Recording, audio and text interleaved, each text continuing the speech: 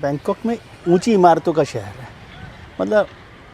50, 60, 80 मंजिल की बड़ी बड़ी इमारतें वहाँ पर हैं, जिसको हाई राइज बिल्डिंग है, जिसको कहा जाता है वैसे, क्योंकि मैं वहाँ रहा तो भूकंप रोधी कहा जाता है कि भाई वहाँ पर रेजिस्टेंस है। लेकिन इतना 7.7 रिक्टर स्केल पर यदि भूकंप होगा, अर्थक्वेक होगा, तो वहाँ पर कोई भी हो, जैसे हम लोग कहते हैं कि भाई वो ग्लासेस के बारे में कहते हैं कि वो टूटने वाला नहीं है, अनब्रेकेबल है। तो अनब्रेकेबल का मतलब नहीं है, लेकिन ये 7.7 तो बहुत पानी बह रहा है ये,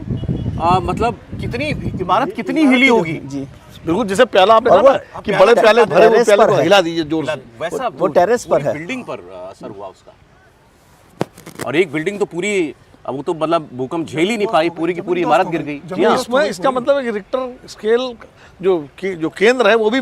आसपास ही होगा, क्योंकि मतलब म्यांमार और ये मिले हुए बैंकॉक दोनों जगह पर हो रहा है, थाईलैंड में है, तो इसका मतलब इसके बीच कहीं पर उसका वो रहा होगा, सेंटर जो है, एपिक सेंटर जो है। और ये जियोलॉजी का विषय है कि ये जो म्यांमार या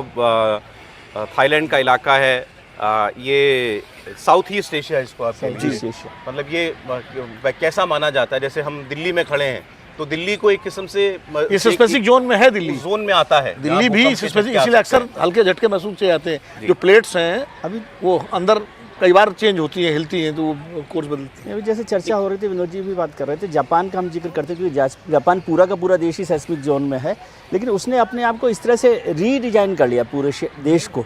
कि वहाँ पर वुडन स्ट्रक्चर हैं, बड़ी बिल्डिंग्स हैं, तो भी उनको किस तरह से, इसलिए वहाँ पर भूकंप तो जापान में सबसे ज़्यादा आते हैं, ऑलमोस्ट हर हफ्ते 2 हफ्ते में कोई भूकंप को उसको इस तरह से डिजाइन कर लिया और शैली कर लिया है। लेकिन ऐसे शहर में ऐसी जगह आ जाए भूकंप, जैसा आपने बताया, जहाँ हाई राइज बिल्डिंग्स बहुत हाई राइज, और बैंकॉक जो है ना बहुत ही डेंस शहर है, पॉपुलेशन के हिसाब से भूकंप में डेंसली पॉपुलेटेड सिटी है, हमेशा हाई राइज बिल्डिंग को खतरा ज़्यादा रहता है। देखिए कुछ वहाँ पर जो और मलबा वगैरह दिखाई दे रहा है, उसकी तस्वीरें भी आई हैं, और रेस्क्यू टीम्स जो है वहाँ मौके पर पहुँची है, जहाँ भी नुकसान हुआ है। ट्रैफिक थम गया, चलती गाड़ियाँ ठहर गई बिल्कुल जब ये भूकंप आया।